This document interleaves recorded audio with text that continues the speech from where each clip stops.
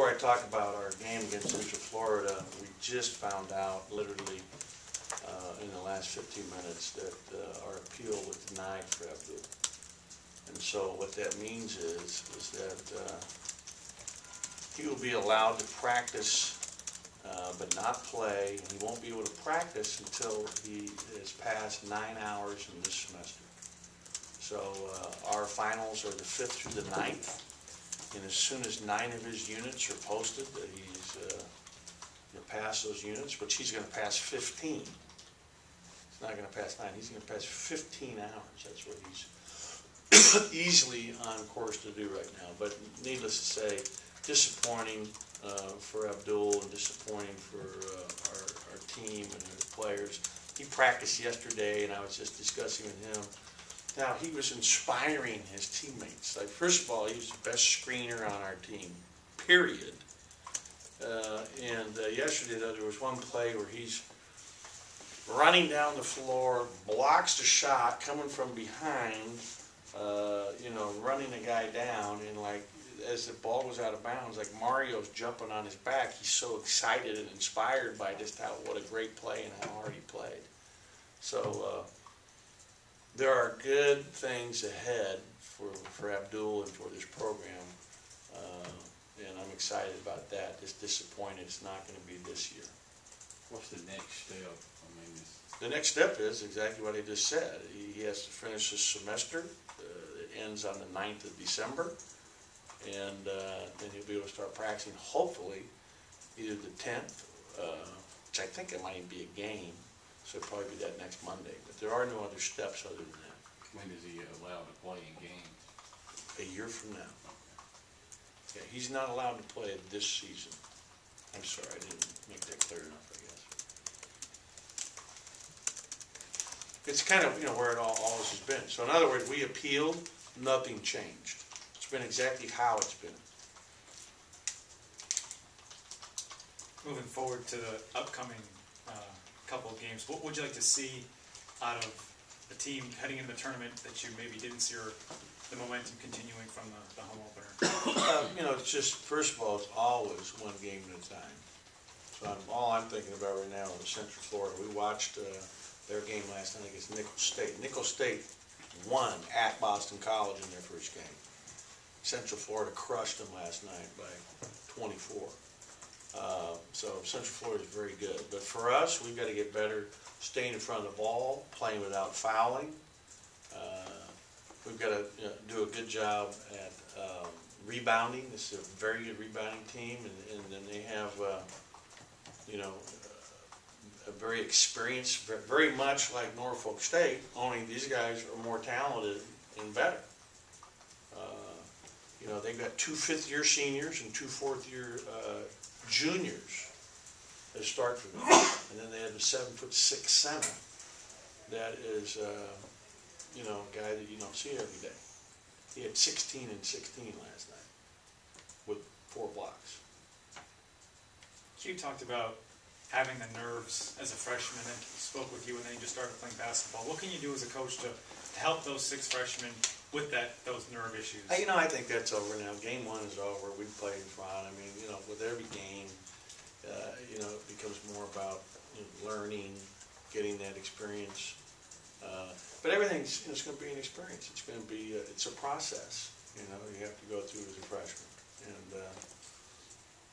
and so that's what they're going to go through, this whole process. But because they're going to play so much, by the time we get to January, they're not like true freshmen. I mean, usually freshmen have to earn their way, and they're playing limited minutes. Well, not in our situation. Because of that, they're going to be much better off a year from now. How can help the team in practice? When he gets to practice, how can he make?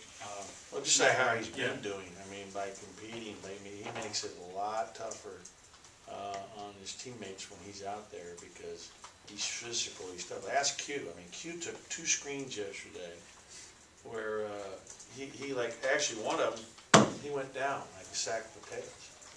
I had no idea it was coming, because he doesn't move. When he holds the screen, he's not like flinching or moving. He's staying right there like his 250 pounds of rock solid wall. Ask Q the next time you talk to him. Tell Coach is saying you got screened by Abdullah. Tell me about that. I think he'll share with you. The guy plays hard. Ask Schneider. Ask EJ. I mean, it makes our practices more competitive. And we're going to miss that for the next 3 weeks and 3 days.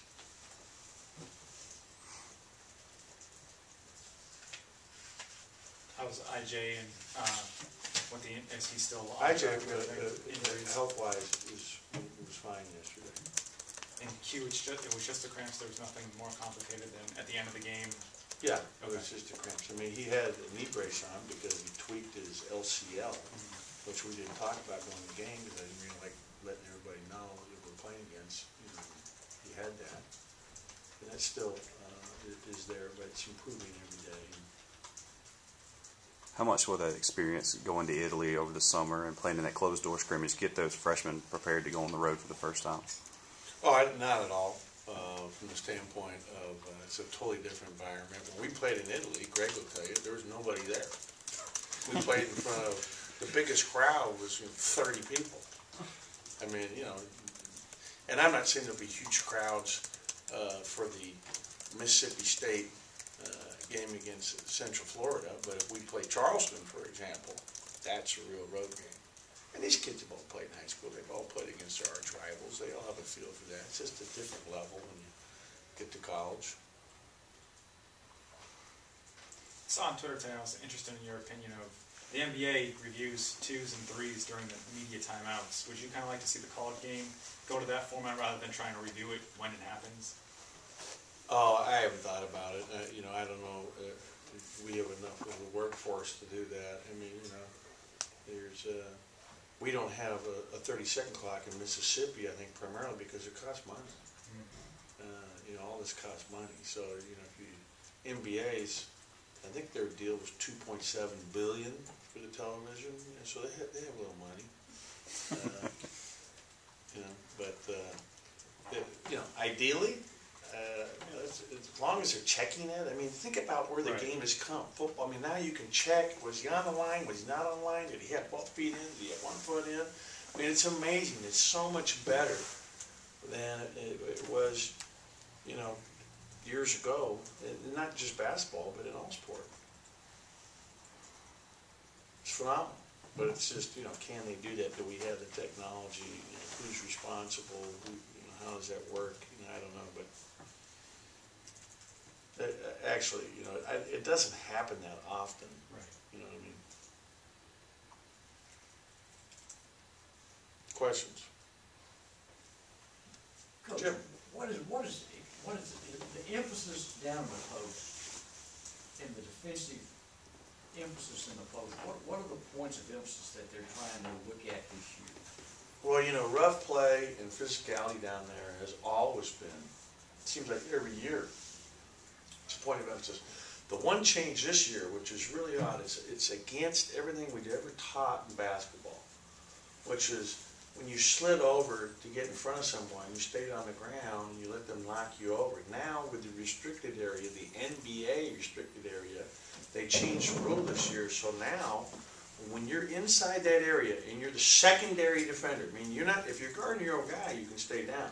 But if you come to rotate over, you must leave your feet and be up in the air like this. You have to be off the ground for it not to be a foul on you.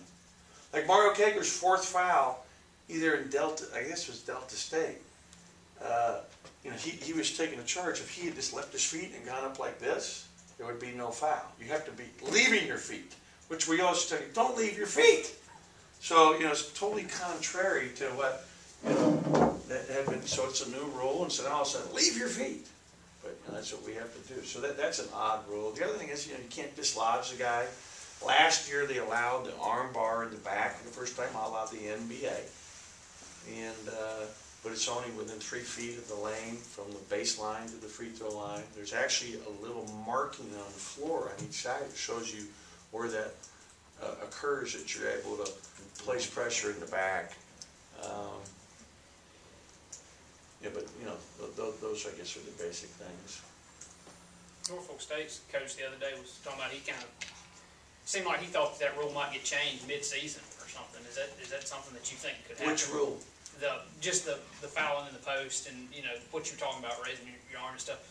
In his post-game presser, when he was asked about some of the foul stuff, maybe I just read it wrong. It kind of sounded like he thought that the rule might be changed, all those rules mid-season. Yeah, I don't think so. I think that when they do this, they let it go the whole year, and I don't think that's gonna change. I mean, I think we have a different game in the NBA. We should be trying to turn our game into their game. But that's kind of what's happened, you know, in a lot of these rules, in my opinion. Especially the restricted area. You know, last year, if the guy was inside the restricted area and he was a second degree, you just run him over. It did not matter. The foul was on him. Which, you know, is why they did this. Leave your feet and go up straight and we won't call them. Which is how they do it in the NBA. But I don't know for sure what their coach was talking. He's a very good coach, I'll tell you that. They're very, you know, we're playing another team similar in terms of all the experience. I mean, they got all older guys except for Taco. And he's a big guy. Yeah, Mario mentioned that he thought he played real aggressive defensively in that first game. How do you find that balance with these young Which game, against Norfolk? Yeah, how do you find the balance with these young players of playing aggressive defense or just doing the things they're supposed to do defensively?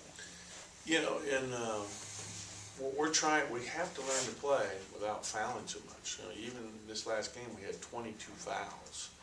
E.J. Datcher and Eli combined for 8 fouls in a combined 22 minutes.